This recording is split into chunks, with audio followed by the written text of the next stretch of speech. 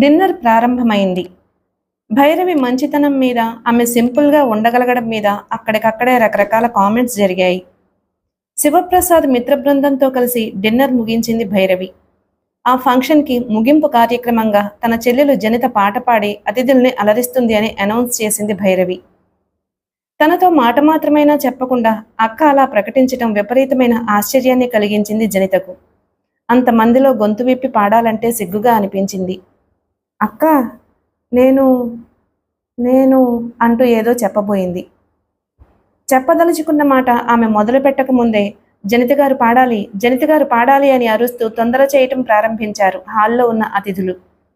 రెండు చేతులు గాల్లోకి ఎత్తి అందర్నీ కామ్గా ఉండమని సైగ చేస్తూ జనిత పక్కకొచ్చింది భైరవి.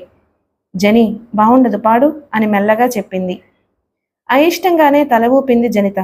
గొంతు సవరించుకుని మోహనరాగాన్ని కొద్దిగా మోడరేట్ చేసి పాట పాడడం ప్రారంభించింది. ఆమె కంఠంలో శ్రావ్యతకు ముగ్ధులై పాట వినడంలో మునిగిపోయారు శ్రోతలు. పాట ముగింపు స్టేజ్లో ఉండగా ఉన్నట్టుండి ఫెయిల్ అయింది కరెంటు. టక్కున ఆగిపోయింది పాట. పిన్ డ్రాప్ సైలెన్స్ని పాటిస్తూ పాటను వింటున్న శ్రోతలు ఒక్కసారిగా ఉసూరుమన్నారు. ఓ గాడ్, సమయం సందర్భం బొత్తిగా తెలీదు ఈ ఎలక్ట్రిసిటీ వాళ్లకు. స్మిత, వేర్ ఆర్ యూ అంటూ విసుగ్గా అరుస్తూ పక్కకు తిరిగి ఎవరినో గుద్దుకుంది భైరవి. సారీ, ఐఎమ్ సారీ అంటూ మరో 2 అడుగులు ముందుకు వేసింది. అదే సమయంలో కరెంట్ వచ్చింది. లైట్లు వెలిగి యథాప్రకారం వెలుతురుతో నిండిపోయింది ఆ హాలు. థ్యాంక్ గాడ్ అంటూ ఊపిరి పీల్చుకున్నారు ఆ హాల్లోని జనం. జనిత గారు మళ్ళీ పాడాలి అన్నాడు అతిథుల్లో ఒకడు. అవును, పాడాలి పాడాలి అంటూ ముక్త కంఠంతో రిక్వెస్ట్ చేశారు మిగతా వారందరూ. Please please take your seats, Janitha garu పాట ప్రారంభిస్తారు అంటూ అనౌన్స్ చేసింది స్మిత. అనౌన్స్ చేస్తూనే భైరవి కేసి చూసి ఈడ్చి ముఖం మీద గుద్దినట్లు ఉలిక్కిపడింది. 4 అంగల్లో ఆమెను సమీపించి ఆమె మెడకేసి పరిశీలనగా చూస్తూ, my God madam, me necklace ఏమైంది అని ఆందోళనగా అడిగింది. కనుబొమ్మలు ఆశ్చర్యంగా ముడివేస్తూ మెడని 2 చేతులతో తడుముకుని కంగారు పడిపోయింది భైరవి. ఓ గాడ్, నా నెక్లెస్ పోయింది అంటూ తను నిల్చున్న చోటు చుట్టూ వెతకడం ప్రారంభించింది. ఏం జరిగిందమ్మా, ఏమిటి వెతుకుతున్నావు? ఎవరితోనో మాట్లాడుతున్న ఎమ్మెల్యే మాధవరావు గారు అక్కడికొచ్చి అడిగారు. మేడం, నెక్లెస్ పోయింది, డైమండ్ నెక్లెస్, ఖరీదు 3 లక్షలు చెప్పింది స్మిత. క్షణాల మీద ఆ విషయం అక్కడున్న వారందరికీ తెలిసింది. అంతవరకు ఎంతో ఉత్సాహంగా ఉన్న అక్కడి వాతావరణంలో ఉన్నట్లుండి స్తబ్దత ఏర్పడింది. జనంలో గుసగుసలు మొదలయ్యాయి. నెక్లెస్ ఎలా మాయమైంది అన్న విషయం మీద ఎవరికి వారే చర్చించుకోవడం ప్రారంభించారు అతిథులు. పాటని మొదలుపెట్టే ఆలోచనను విరమించుకుని ఆందోళన పడుతూ భైరవిని సమీపించింది జనిత. తలని కుడి చేత్తో పట్టుకుని కళ్ళు మూసుకుని సోఫాలో కూర్చునుందామె. ఏం జరిగిందక్క, నెక్లెస్ ఎలా పోయింది అని అడిగింది మెల్లగా.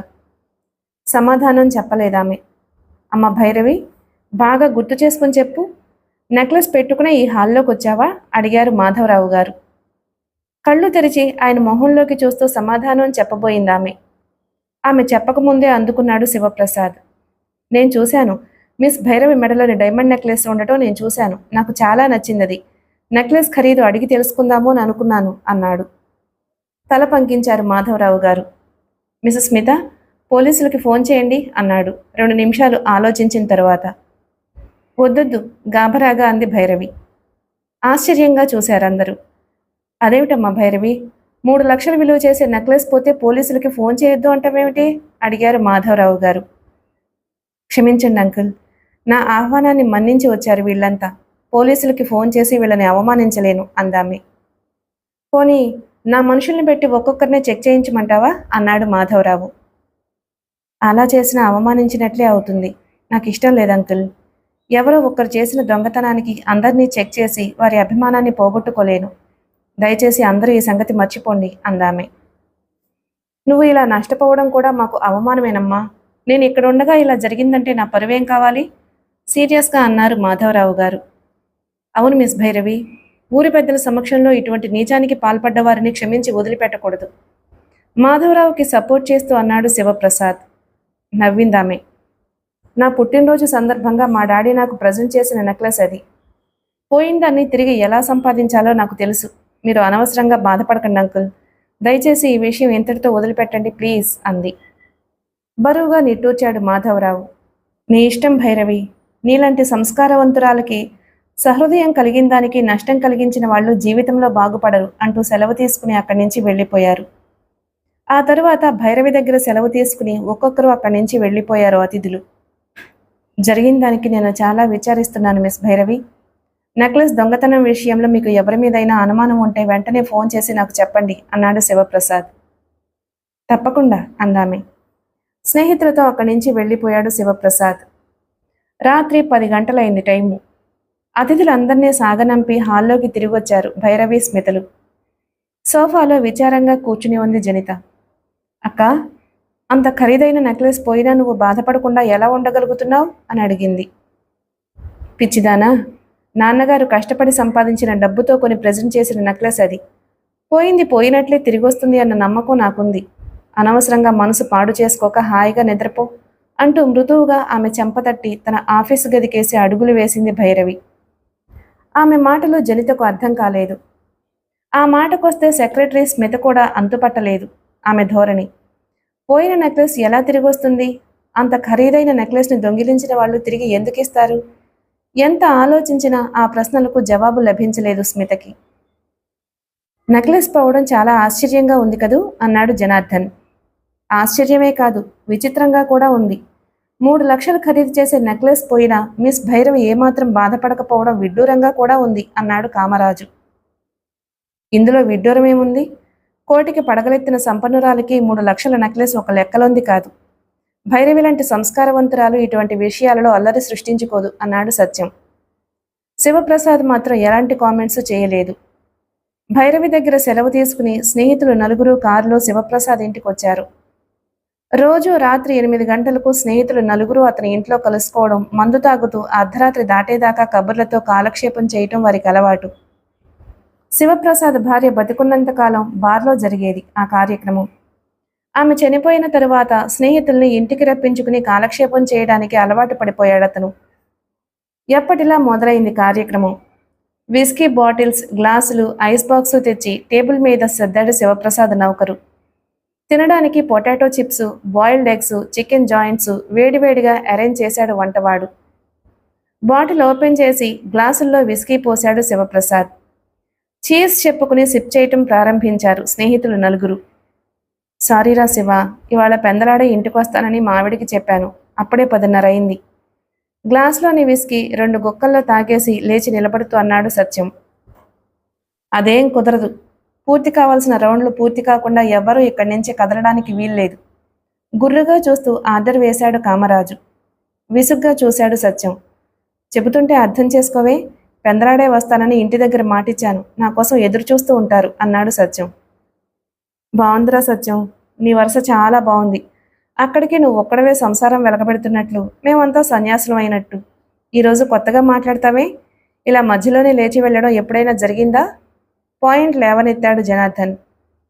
అది కాదురా, మరి మరి అంటూ ఇబ్బందిగా ముఖం పెట్టి ఏదో చెప్పబోయాడు సత్యం. నువ్వేం చెప్పొద్దు, కూర్చో విసుగ్గా అన్నాడు కామరాజు. లేదు, నేను వెళ్ళాలి ప్లీజ్, ఈ ఒక్కసారికి బ్రతిమలాడాడు సత్యం. విస్కీ సిప్ చేస్తూ కామ్గా కూర్చున్నాడు శివప్రసాద్. సత్యం ఇబ్బందిని గమనించి చిన్నగా నవ్వుతూ కామరాజు జనార్దన్ని ఉద్దేశించి ఏదో చెప్పబోయాడు. చెప్పదలుచుకున్న మాటను అతను మొదలు పెట్టకముందే అతన్ని సమీపించి, అయ్యగారు మీకు ఫోన్ అని చెప్పాడు నౌకరు. విస్కీ గ్లాసు టేబుల్ మీద పెట్టి లేచాడు శివప్రసాద్. ఒక్క నిమిషం ఓపిక పడ్డరా సత్యం, నేను వచ్చిన తర్వాత వెళ్దూ గాని అంటూ ఆ హాల్ని ఆనుకుని ఉన్న తన ఆఫీసు గదికేసి నడిచాడు. చిన్నగా నిట్టూరుస్తూ సోఫాలో కూలబడి విస్కీ బాటిల్ అందుకుని ఖాళీ చేసిన గ్లాసులో విస్కీ పోసుకోవడం ప్రారంభించాడు Satyam. Hello, Shivaprasad speaking. Receiver అందుకుంటూనే అన్నాడు శివప్రసాద్. నేను సార్, భైరవిని మాట్లాడుతున్నాను. అవతలి వైపు నుండి వినిపించింది భైరవి కంఠం. మీరా? ఆశ్చర్యంగా అన్నాడు శివప్రసాద్. అవును సార్, మీకు నిద్రాభంగం కలిగించినట్లున్నాను అంది భైరవి. నోను, నేను ఇంకా నిద్రపోవడం లేదు. ఏమిటి విషయం? చిన్న సహాయం కావాలి. తప్పకుండా. ఏ విషయంలో? మాయమైన నెక్లెస్ విషయంలో. అలాగా, మీరెవరినైనా అనుమానిస్తున్నారా? అనుమానం కాదు, దొంగిలించింది ఎవరో నాకు తెలుసు. Is it? అయితే ఆ విషయం అక్కడే ఎందుకు చెప్పలేదు? మరింత ఆశ్చర్యంగా అడిగాడు శివప్రసాద్. పెద్ద మనుషుల్ని 10 మంది ముందు దొంగగా నిలబెట్టి పరువు తీయటం నాకిష్టం లేదు. దొంగతనం చేసిన వాడు పెద్ద మనిషి ఎలా అవుతాడు? ఇంతకీ ఎవరా రోగ్?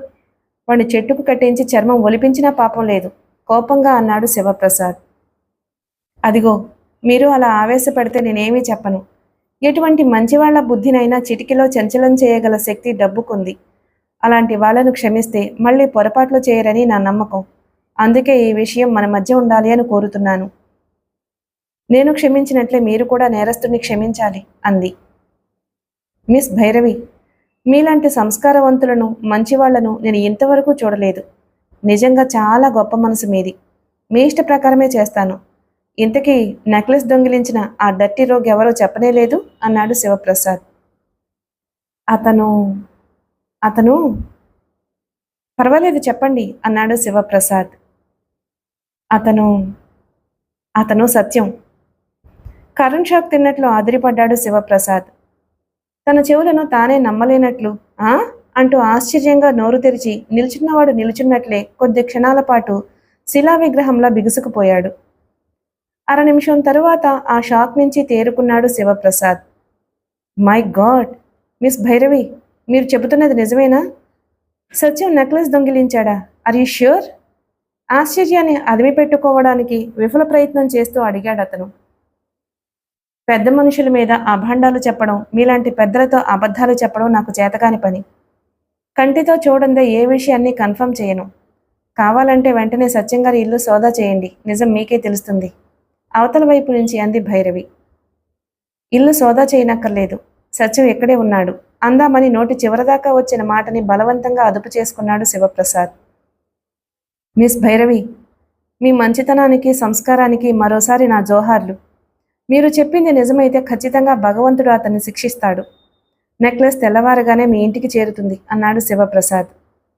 Thank you sir. అందుకే ఎవరితోనూ చెప్పకుండా ఈ విషయం మీతో చెప్పాను. ఉంటాను సార్ అంది భైరవి. అలాగే ఫోన్ పెట్టేశాడు శివప్రసాద్. కొతకుతా ఉడికిపోతుంది అతని మనసు. పరిపరి విధాల పరుగులు తీస్తున్నాయి అతని ఆలోచనలు. ఎప్పుడూ లేనిది సత్యం తొందరగా ఇంటికి వెళ్ళాలి అని పట్టుపట్టడం గుర్తుకొచ్చి భైరవి చెప్పింది నిజమే అయి ఉండొచ్చేమో అనిపించింది. ఆలోచిస్తూనే ఆ గదిలో నుంచి స్నేహితులు కూర్చున్న హాల్లోకి వచ్చాడు శివప్రసాద్. అక్కడే కూర్చుని ఉన్నాడు సత్యం. అసహనం, ఆరాటం స్పష్టంగా కనిపిస్తుంది అతని ముఖంలో. ఏ తప్పు చేయకపోతే ఎందుకు అటెన్షన్? కామ్గా వచ్చి కామరాజు పక్కన కూర్చున్నాడు శివప్రసాద్. నేను వెళ్ళొస్తాన్రా శివ అంటూ లేచాడు సత్యం. కూర్చో, నేను మాట్లాడాలి అన్నాడు శివప్రసాద్. రేపు ఉదయం మాట్లాడుకుందాం. ఇప్పుడే మాట్లాడాలి గంభీరంగా ధ్వనించింది శివప్రసాద్ కంఠం. ఆశ్చర్యంగా చూస్తూనే లేచినవాడు లేచినట్లే కూర్చుండిపోయాడు సత్యం. సత్యం, దొంగతనాలు చేయటం ఎప్పటినుంచి మొదలుపెట్టావు? ఉన్నట్లుండి అడిగాడు శివప్రసాద్. ఈసారి ఆశ్చర్యంగా చూడడం జనార్దన్ కామరాజుల వంతయింది. అతని మాటలు అర్థం కానట్లు అయోమయంగా చూశాడు సత్యం. ఏమిట్రా శివ, ఏమిటి నువ్వంటున్నది అన్నాడు. నీ నిజస్వరూపం ఈరోజు బయటపడింది అంటున్నాను. డబ్బు కోసం నువ్వు ఎటువంటి నీచానికైనా దిగజారుతావని అంటున్నాను. ఘాటుగా వెలువడ్డాయి ఆ మాటలు శివప్రసాద్ గొంతు నుండి. శివ, ఏమిటి డొంక తిరుగుడు? చెప్పేదేదో సూటిగా చెప్పు. కోపంతో ఉక్రోషంతో ముఖం ఎర్రబడుతూ ఉండగా సీరియస్గా అడిగాడు సత్యం. శివ, అసలు ఏం జరిగిందిరా? అసలు ఏ సమయంలో నీతో ఫోన్ మాట్లాడింది ఎవరు? మెల్లగా అడిగాడు జనార్దన్. ఎవరు మాట్లాడారు అన్నది ఇప్పుడు ముఖ్యం కాదు. డబ్బు కక్కుర్తికి సత్యం చేసిన పని మన పరువుల్ని దిగజార్చింది, మనల్ని తలలెత్తుకోకుండా చేసింది అన్నాడు శివప్రసాద్. సస్పెన్స్ మాని అసలు విషయం చెప్పరా శివ? అంత పెద్ద తప్పు సత్యం ఏం చేశాడు అడిగాడు జనార్దన్. ఇంకేం చేయాలి? సంస్కారానికి మంచితనానికి మారుపేరైన భైరవి మెడలో నెక్లెస్ దొంగిలించడం కంటే నీచమైన పనేముంది అని సత్యం కేసి అసహ్యంగా చూస్తూ అసలు విషయాన్ని బయటపెట్టాడు శివప్రసాద్. లాగిపెట్టి మొహం మీద గుద్దినట్లు అదిరిపడ్డాడు సత్యం. పట్టరాని ఆశ్చర్యంతో ఒకరి ముఖాలు ఒకరు చూసుకున్నారు జనార్దన్ కామరాజులు. శివ, నాకు దొంగతనం అంటగట్టడంలో ఏమిటి నీ ఉద్దేశం? భైరవి మెడలో నెక్లెస్ అవసరం నాకేముంది? నీ ఆలోచనలకు ఆధారం ఏమిటి? ముంచుకొస్తున్న కోపాన్ని అదుపు చేసుకుంటూ అడిగాడు సత్యం. ఆధారం ఏమిటో క్షణంలో నిరూపిస్తాను. జనార్దన్, కాముడు, వెదకండ్రా, వాడి కోటు జేబులు వెదకండి అన్నాడు శివప్రసాద్. ఏం చెయ్యాలో అర్థం కానట్లు స్నేహితులు ఇద్దరి ముఖాల్లోకి మార్చి చూడసాగారు జనార్దన్ కామరాజులు. ఆల్ రైట్, ఇంత జరిగిన తర్వాత, పడగూడ నింద నా మీద పడిన తర్వాత నీ సందేహాన్ని తీర్చవలసిన బాధ్యత నా మీద ఉంది. మీరెవరూ చెక్ చేయనవసరం లేదు. ఇదిగో నా కోటు వెతుక్కోండి అంటూ కోటు విప్పి విసురుగా శివప్రసాద్ మీదకు విసిరాడు సత్యం. కోటందుకుని జేబులు చెక్ చేయటం ప్రారంభించాడు శివప్రసాద్. ఆత్రంగా చూడసాగారు జనార్దన్ కామరాజులు. కోటు పై జేబులను వెదికి పర్సుని, కర్చీఫ్ని, ఇతర కాగితాలను తీసి బయట పెట్టాడు శివప్రసాద్. కోటు లోపలి జేబులో చెయ్యి పెట్టగానే కోపంతో ఎర్రగా కందిపోయింది అతని ముఖం. కోటు జేబులో నుంచి భైరవి మెడలో మాయమైన నెక్లెస్తో పాటు బయటకొచ్చింది శివప్రసాద్ చెయ్యి. కరెంట్ షాక్ కొట్టినట్లు అదిరిపోయి శిలా విగ్రహంలో బిగుసుకుపోయాడు సత్యం. ఆ నెక్లెస్ తన జేబులోకి ఎలా వచ్చిందో అతనికి అర్థం కాలేదు. కోపంగా చూశారు అతని కేసి జనార్దన్ కామరాజులు. ఇప్పుడేమంటావు సత్యం? ఈ నెక్లెస్ నీ జేబులోకి ఎలా వచ్చింది? కటువుగా అడిగాడు శివప్రసాద్. అదే నాకు అర్థం కావడం లేదురా శివ. నిజంగా ఈ నెక్లెస్ని దొంగిలించలేదు. ఇదేదో మాయలా ఉంది దిగులు పడిపోతూ అన్నాడు. మాయలు చేసేవాడికి అంత మాయగానే కనిపిస్తుంది. నీ మాటలు నమ్మి మోసపోవడానికి మేము అమాయకులం కాదు. ఇంకా ఈ జన్మలో నీ ముఖం మాకు చూపించుకో కసురుకున్నాడు కామరాజు. కాముడు, బాధగా అన్నాడు సత్యం. Get out. నీలాంటి వాడిని స్నేహితుడిగా చెప్పుకోవడం మాకు సిగ్గుచేటు. భైరవి మాటకి కట్టుబడి నిన్ను పోలీసులకు అప్పగించకుండా వదిలిపెడుతున్నాం. పో, కోపంగా అరిచాడు శివప్రసాద్. శివ, నేను చెప్పేది వినరా? దీనంగా అన్నాడు సత్యం. పోతావా మెడపట్టి గెంటించమంటావా? అరిచాడు శివప్రసాద్. ఏం చేయాలో అర్థం కాలేదు సత్యానికి. అసహనంతో, ఉక్రోషంతో కళ్ళ వెంట నీళ్లు వస్తూ ఉండగా తల వంచుకుని మెల్లగా అడుగులు వేస్తూ ఆ హాల్లోంచి బయటకొచ్చాడు. వీధిలోకి రాగానే ఎదురుపడిన రిక్షా ఎక్కి ఇంటికి చేరుకున్నాడు సత్యం. జరిగిన సంఘటన హృదయాన్ని రంపపు కోతకి గురిచేస్తుండగా పోయి బెడ్రూంలో మంచం మీద నడుం వాల్చాడు. ఆ రోజు అతని మ్యారేజ్ డే అన్న సంగతి ఆ సమయంలో గుర్తు రాలేదు సత్యానికి. మంచం మీద అటు తిరిగి పడుకుంది అతని భార్య. 10 నిమిషాల తరువాత బరువుగా నిట్టూరుస్తూ ఆలోచనల నుంచి బయటపడి భార్య కేసి చూశాడు. ఉలుకు పలుకు లేకుండా ముడుచుకుని పడుకుందామె. తనకు ఎన్నో సమస్యలుంటాయి. ఏడాదికి ఒక్కసారి వచ్చే పెళ్లి రోజు కోసం ఎంతో ఆత్రంగా ఎదురు చూస్తూ ఉంటుంది తన భార్య కమల. ఆమెను ఇబ్బంది పెట్టడం దేనికి? ఎటువంటి ఆలోచన రాగానే కమలా అంటూ ఆమె ఒంటి మీద చెయ్యి వేశాడు సత్యం. చెయ్యి పడ్డ మరుక్షణంలోనే తోకతొక్కిన తాచుపామల చువ్వున మంచమేంచి లేచింది కమల. ఎర్రబడ్డ కళ్లతో మిర్రిమిర్రి చూసింది అతని ముఖంలోకి. అప్పటికే వాచిపోయి ఉన్నాయి ఆమె కళ్ళు. విపరీతంగా విలపించినట్లు చెంప మీద కన్నీటి చారికలు స్పష్టంగా కనిపిస్తున్నాయి. నన్ను అంటకండి, మీ స్పర్శ తగిలితేనే మహాపాపం చుట్టుకుంటుంది అంటూ మంచం మీద తలగడ తీసుకుని వెసవెస అడుగులు వేస్తూ బెడ్రూంలోంచి బయట హాల్లోకి వెళ్ళిపోయింది. నిర్ఘాంతపోయి చూస్తూ కొద్ది క్షణాల పాటు అలాగే ఉండిపోయాడు సత్యం. ఏమైంది కమలకి? ఎంతో సంతోషంగా ఉండవలసిన ఈరోజు ఎందుకు ఆమె ఈ విధంగా ఉంది? ముఖం వాచిపోయేటట్లు ఎందుకు ఏడ్చింది? అంటుకుంటేనే మహాపాపం చుట్టుకునేంత మహాపాపం తను ఏం చేశాడు? తను ఆలస్యంగా వచ్చినందుకు ఈ విధంగా ప్రవర్తిస్తుందా? అలకే అయితే తనను మురిపించాలే కానీ విలపిస్తూ విసుక్కోవడం దేనికి? అసలు ఏం జరిగింది? నెక్లెస్ గొడవ ఆమెకు తెలిసిందా? శివప్రసాద్ ఫోన్లో ఆ విషయం ఈమెతో చెప్పాడా? ఇడియట్. తాగుడు మైకంలో చెప్పినా చెప్పుంటాడు. మంచమేంచి లేచి మెల్లగా అడుగులు వేస్తూ హాల్లోకి వచ్చాడు సత్యం. చాప కూడా లేకుండా నేల మీద పడుకుని వెక్కి వెక్కి ఏడుస్తుంది కమల. పసిపిల్లల ఆమె ఏడవడం చూసి తరుక్కుపోయింది సత్యం మనసు. మెల్లగా ఆమెను సమీపించి, కమలా, ఏం జరిగింది? ఎందుకు ఏడుస్తున్నావు? అనునయంగా అడిగాడు సత్యం. చువ్వున లేచి కూర్చుంది కమల. కళ్ళు తుడుచుకుని అతని ముఖంలోకి ఉరిమి చూసింది. ఏమీ తెలియనట్లు ఏం జరిగింది అని అడుగుతున్నారా? మీ బండారం బయటపడింది. ఇంకా మీ ముఖం నాకు చూపించకండి అంటూ దుఃఖం ముంచుకురాగా బావురు మంది కమల. కమల, నిజంగానే ఏం జరిగిందో నాకు అర్థం కావడం లేదు. నీ మనసు గాయపడేటంత తప్పు నేను ఏం చేశానో వివరంగా చెప్పు అన్నాడు సత్యం. చాలించండి మీ నంగనాచి కబుర్లు. చేసిన తప్పేమిటో మీకు తెలీదు, నా నోటితో చెప్పాలా? రుసరుసలాడింది కమల. తెలిస్తే ఖచ్చితంగా క్షమాపణ చెప్పుకునేవాణ్ణి కదా. తెలియక నేను చేసిన తప్పేమిటో చెప్పు అడిగాడు సత్యం. సమాధానం చెప్పలేదు కమల. బొడ్లో నుంచి మడతపెట్టిన కవర్ను ఒకదాన్ని విసురుగా అతని చేతిలో పెట్టింది. ఏమిటిది? ప్రేమలేఖ. మీ రెండో భార్య విరహాన్ని ఒలకబోస్తూ రాసిన ఉత్తరం. కసిగా అంటూ అక్కడి నుంచి లేచి అవతలికి వెళ్ళిపోయింది. నెత్తిన పిడుగుపడినట్లు ఆదిరిపడి చేతిలోని కవర్ని ఓపెన్ చేయటం కూడా మర్చిపోయి అలాగే ఉండిపోయాడు సత్యం. తగిలిన షాక్ నుంచి వెంటనే తేరుకోలేకపోయాడు. ఎలా తేరుకుంటాడు? ఊహించని విధంగా దెబ్బ మీద దెబ్బ తగులుతుంటే ఎంతని తట్టుకుంటాడు? కొద్ది నిమిషాల క్రిందటే ఆధారాలతో సహా చెయ్యని నేరం తన నెత్తిన పడింది. తన ప్రాణ స్నేహితులు ముగ్గురూ తనని అసహ్యించుకునే పరిస్థితి ఎదురైంది. ఎంతో కాలంగా సాగుతున్న తమ స్నేహం ముక్కలైపోయింది. ఆ బాధ నుంచి ఇంకా కోలుకోలేదతను. ఇప్పుడు ఈ ప్రేమ వ్యవహారం ఏమిటి? తనకి ప్రేమలేఖ ఎవరు రాశారు? తనకు తెలిసి తను ఎవరినీ ప్రేమించలేదు. నచ్చిన ఆడదాన్ని ఏదో విధంగా లొంగదీసుకుని తనివి తీరా అనుభవించటం తప్ప తను గాని తన స్నేహితులు గాని ప్రేమకు ఎన్నడూ ప్రాధాన్యత ఇవ్వలేదు. అయినా ఇప్పుడు తనకు ప్రేమేమిటి? వయసులో ఉండగా లేని ప్రేమ వ్యవహారాన్ని 50 ఏళ్లు దగ్గర పడుతూ ఉండగా ఇప్పుడు తను ఎందుకు మొదలు పెడతాడు? ఆలోచనలతో తల పగిలిపోతున్నట్లు అనిపించి కణతలు 2 చేతులతో గట్టిగా అదుముకున్నాడు. 2 నిమిషాల తరువాత అసహనంగా తల విదిలిస్తూ కవర్ని ఓపెన్ చేసి అందులో ఉన్న కాగితాన్ని బయటకు లాగాడు సత్యం. అందంగా పొందికగా రాయబడి ఉన్నాయి ఆ కాగితం మీద అక్షరాలు. గబగబా చదవడం ప్రారంభించాడు సత్యం. ప్రియమైన శ్రీవారి పాదపద్మములకు నమస్కరించి వ్రాయనది. మేము క్షేమం. మీరు క్షేమంగా ఉండాలని నిత్యం భగవంతుణ్ణి వేడుకుంటున్నాను. లారీ డ్రైవర్ చేత మీరు పంపిన డబ్బు అందింది. మీరు ఇక్కడికి వచ్చి వెళ్ళి నెల దాటింది. ఎంత రెండో భార్యనైనా నా మీద ఇంత చిన్న చూపు తగదు. వారానికి ఒక్కసారైనా మిమ్మల్ని చూడకుండా ఉండలేనన్న సంగతి మీకు తెలుసు. మన బాబు మీ మీద బెంగ పెట్టుకున్నాడు. నేను కూడా.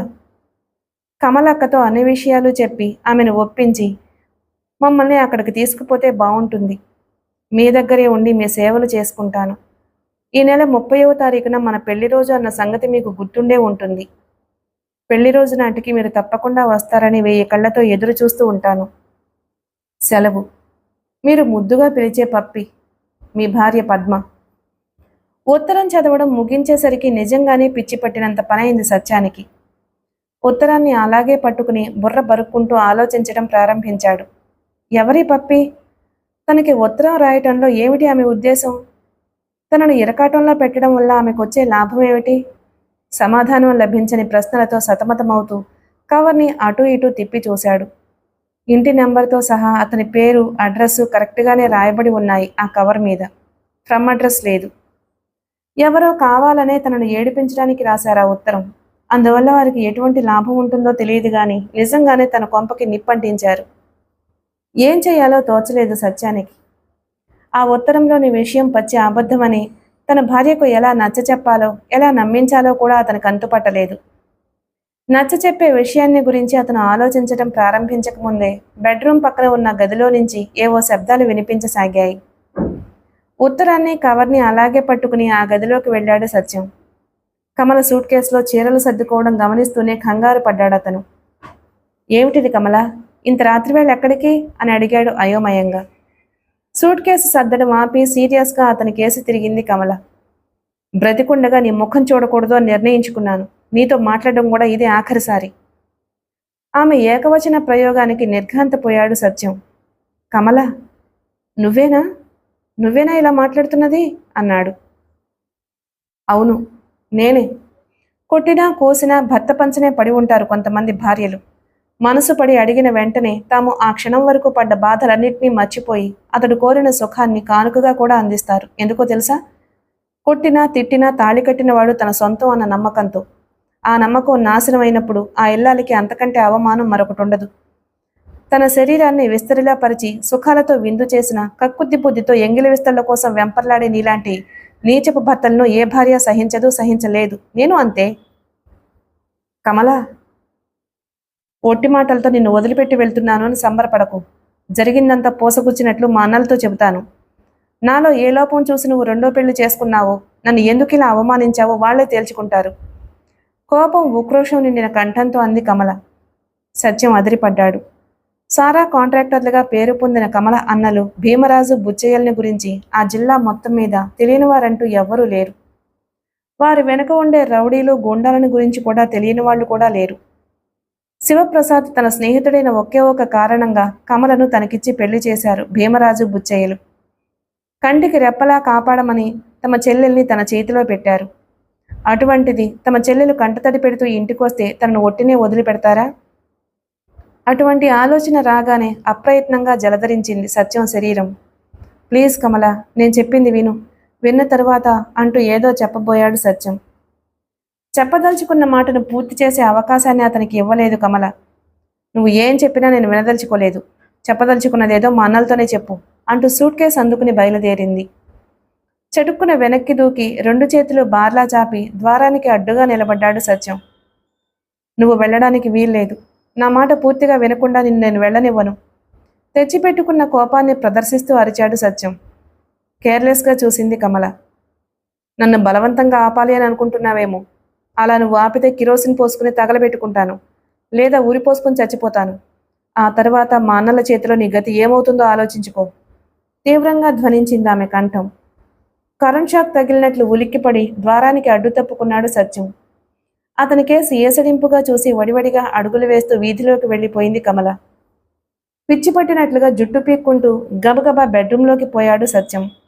ఫ్రిడ్జ్ ఓపెన్ చేసి విస్కీ బాటిల్ని బయటకు తీసి గబగబా 4 గుక్కలు గొంతులో పోసుకుని గుటకలు వేశాడు. 1/2 బాటిల్ ఖాళీ అయిన తరువాత పనిచేయటం ప్రారంభించింది అతని మస్తిష్కం. నిష తలకెక్కే కొద్దీ పెరిగి పెద్దది కాసాగింది గుండెల్లోని ధైర్యం. డామిట్, ఎంత సారా కాంట్రాక్టర్లు అయితే మాత్రం, ఎంతమంది రౌడీలు గూండాలు వెనుకుంటే మాత్రం, ఆఫ్టర్ ఆల్ బావమర్దులు తననేం చేస్తారు? ఆ మాటకొస్తే తను మాత్రం ఏం తక్కువ తిన్నాడా? తన వెనక లారీ డ్రైవర్లు లేరు? తను చిటిక వేస్తే మోటార్ వర్కర్లు వచ్చి పడరు? అటువంటి ఆలోచనలతో తనకు తాను ధైర్యం చెప్పుకుంటూ అసలు విషయాన్ని గురించి మర్చిపోయాడు సత్యం. అయితే దీనికి అంతటికీ కారకురాలైన భైరవి ఆ వీధి చివర చీకట్లో ఆగి ఉన్న మారుతి కారులో కూర్చుని ఉందని గాని, వీధిలోకి వచ్చి పైట చెంగుతో కళ్ళు తుడుచుకుంటూ కమల రిక్షా ఎక్కడం గమనిస్తుందని కానీ అతనికి తెలియదు. తన పథకం ఫలించడాన్ని కళ్ళారా చూసిన భైరవి కర్కశమైన చిరునవ్వు పెదవుల మీద ప్రత్యక్షమవుతూ ఉండగా కారు స్టార్ట్ చేసి అక్కడి నుంచి బయలుదేరింది. అరగంట తరువాత తన భవంతిని చేరుకుని కారుని షెడ్లో వదిలి హుషారుగా అడుగులు వేస్తూ తన బెడ్రూంలోకి వెళ్లి మంచం మీద వాలిపోయింది. అనుకున్నది అనుకున్నట్లు చేయగలుగుతున్నందుకు ఇప్పుడు కొద్దిపాటి సంతోషం చోటు చేసుకుంది ఆమె హృదయంలో. ఇంకా తను సాధించవలసింది ఎంతో ఉంది. ఇప్పుడు జరిగిన అవమానాలు చాలవు సత్యానికి. ఇంకా ఇంకా అవమానాల పాలు కావాలి. 10 మందిలో తలెత్తుకుని తిరగలేక తల్లడిల్లిపోవాలి. ప్రతి ఒక్కరూ అతన్ని చూసి అసహ్యించుకోవాలి. అప్పుడు అప్పుడు అతని అంతం చూస్తుంది తను. అతన్ని చంపి తన కసి తీర్చుకుంటుంది. ఆ తర్వాత వంతు కామరాజుది. బెడ్ మీద నుంచి లేచి ఆ గదిలో ఉన్న బీరువా దగ్గరకు వెళ్ళింది భైరవి. బీరువా తెరిచి సీక్రెట్ అరలో నుంచి బయటకు తీసింది ఒక దంతపు పెట్టెను. దంతపు పెట్టె తెరిచిన వెంటనే దర్శనమిచ్చాయి ఆమె కంటికి 3 వస్తువులు. ఒకటి, తన తల్లిని నమ్మించడానికి సత్యం ఆమె మెడలో కట్టిన తాళి. మిగతా 2 కామరాజు శివప్రసాదులు తన తల్లికి పెళ్లి కానుకలుగా ఇచ్చిన ఉంగరం, డాలర్ చైన్లు. వాటిని చూస్తున్న భైరవి కళ్ళు క్రమంగా ఎరుపెక్కడం ప్రారంభించాయి. తనను పెంచి పెద్ద చేసిన తండ్రి ఇచ్చిన బైండు పుస్తకంలోని సంఘటనలు మళ్లీ ఆమె కళ్ల ముందు కదలడం మొదలుపెట్టాయి.